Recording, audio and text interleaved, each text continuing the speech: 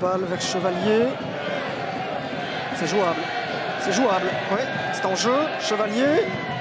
Sabono le centre. Le point de la tête. C'est au fond. Eh bien, c'est mérité pour Moucron, qui a dû attendre la 58e minute et une bonne dizaine d'occasions franches avant d'enfin trouver le chemin des filets. Saluer son partenaire. On revoit finalement oui, un ballon aérien qui semble un petit peu anodin. Chevalier, lui, il a vu une opportunité de centrer. C'était un bon centre. Personne n'a suivi le point. Mais lui, il se dit, bon, si personne ne me suit, je m'applique de la tête. Je prends le côté opposé, ça marche. C'est 1-0. Le point avait marqué à la 58e seulement. Dylan De Belder face à Kilekens. C'est un but partout. Ouais. C'est parfaitement botté. Dens égalise. C'est un goal qui va leur faire du bien quand même aux Flandriens qui n'en menaient vraiment pas large à l'entame de cette seconde période, qui vont donner de la voix. Penalty parfaitement exécuté. Beaucoup de calme pour Dylan De Belder.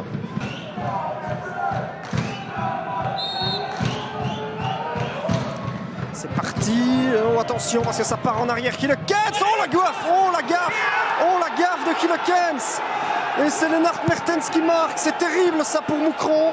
Nick Kilekens qui avait été accrédité d'une saison presque impeccable jusqu'à présent. Là nous commet l'irréparable.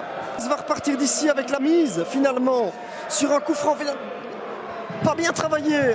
Reconnaissons-le. Ouais, je pense que Mertens a touché avant que la balle ne franchisse la ligne. Ce ne sera pas un autogol. Il y a une première chandelle. Mais après il faut négocier. Nick Kilekens va porter le bonnet d'âne. Malheureusement, il est légèrement à la faute dans sa sortie sur le penalty. Et ici, donc il n'affrontera pas Stein, son frère qui évolue du côté de Lommel. Ribeiro da Costa, l'homme en vue la semaine dernière à Dens. Elle est pas mal cette balle vers Maderner. Le goal. Est-ce que c'est validé? Eh bien oui. 1-0 pour Waasland Beveren. Daniel Maderner qui rejoint Lennart Mertens en tête du classement des buteurs de cette D1B. Même pas 3 minutes de jeu. Être vigilant dans cette rencontre. Ça part de Ribeiro da Costa, décidément un joueur très en forme. Ce qu'il y avait hors jeu là. En tout cas, Maderner pousse Jari de Busseur un petit peu à la faute là. Oui, il est fautif, le gardien de Lommel là-dessus.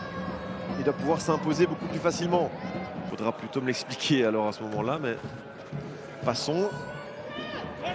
Kiss vers Salès, le centre est bon, le centre est bon. Et le but de Koki Saito. Oh mais quel but sensationnel de Lommel. Et Koki Saito qui retrouve le chemin des filets. Lui qui n'avait plus marqué depuis le 17 octobre dernier. 16 rencontres sans. Ça part de cette touche de Kiss vers Salès, il y a de l'espace. Gillet n'attaque pas, le centre est parfait de Salès. Et quelle reprise en boulet de canon de Koki Saito pour le un but partout de Lommel. Et là il est fusillé, Yakers, il ne peut rien faire. 1-1. Koki Saito. Une occasion de part et d'autre donc après Suleiman Hannes. C'est Lini Nangis qui inquiétait le portier adverse. Le revoici Nangis. Nangis pour GC, le 1-2 est pas mal. Le centre de Nangis est bon vers Des Camargo. Oh c'est sensationnel. Quel but d'Igor Des Camargo, son deuxième sous la vareuse molenbeekoise. Et l'assist 3 étoiles signé Lini Nangis. Ah mais quel but, quel but. Le fidèle serviteur du club, regardez cette combinaison GC, Nangis, le centre pour Des Camargo, la reprise de la tête piquée. Non mais c'est vraiment parfait. Un cas d'école pour l'ouverture du score. Toujours 1-0, la différence qui n'est pas si marquée que cela entre les deux équipes. Peut-être qu'ici, c'est peut-être la balle de break pour Nangis, ça qui tergiverse un peu. Est-ce que ce ballon va au fond? Oui, c'est goal. Lini Nangis à l'heure de jeu qui fait 2-0 pour les Molenbeekois avec un peu de réussite.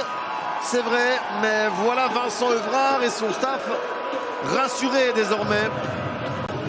En division AB cette saison, la passe de Romens, l'assist, le 9e de Nicolas Romens. Et puis là, quand même beaucoup de réussite pour Nangis qui est bousculé par un défenseur. Il parvient à placer sous. Et c'est parti, le pied droit de Romens dans la boîte pour le Joncourt. Non, c'est Togui 3-0, William Toggi, quand je vous disais qu'il était en forme celui-là. Et 1 et 2 et 3-0, les supporters, le vœu des supporters molenbeekois exaucé sur ce corner de Romain, son deuxième assist. On revoit ce coup de coin et puis c'est donc bien Toggi qui reprend effectivement dans le but de Timothy Martin. 3-0, les chiffres sont sévères. Qui dégage et trouve Guillaume de Screver, pas de faute. Puis l'arbitre, Vaneno toujours, le petit ballon de Kuiper, le centre en un temps et le but, quel farceur de Vetokele au premier poteau qui vient couper cette trajectoire. On réclame une faute à l'origine de la phase du côté du Lirs. Monsieur Pirard estime que non. 9 minutes de jeu, on va revoir Alaoué. Il y a peut-être un contact. En tout cas, Vaneno écarte de Kuiper le petit coup d'œil et Vetokele au premier poteau qui vient couper cette trajectoire. Bien joué de la part des Campinois. Dans les buts, le jeune Bernat, le Slovaque, qui va s'élancer. Bernat ou de Smet, et c'est parfaitement placé par Bernat. Petit filet, 2-0 pour Westerlo. Un scénario idéal bien sûr pour eux. Les mains de Bitsindou qui tombe sur le ballon.